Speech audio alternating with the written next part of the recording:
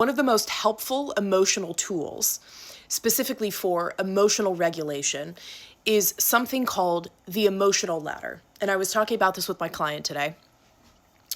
We were discussing how difficult it can be if you are trying to move from anger as your state to joy as the end state. It can be nearly impossible to move from the end of the ladder to the top of the ladder. And what you need in the middle are rungs that help you get to the tippy top.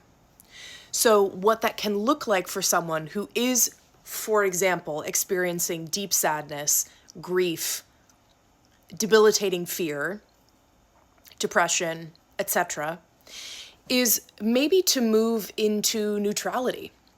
Maybe that's the next step. And then maybe the next step after neutrality is curiosity. And then maybe the next step after that is awareness.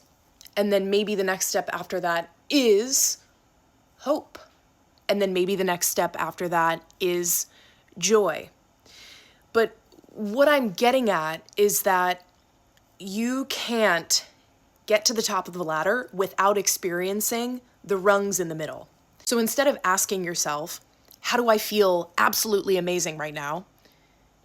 Maybe the better question to ask yourself is, what is the next better emotion or the next emotion period that I have available to me?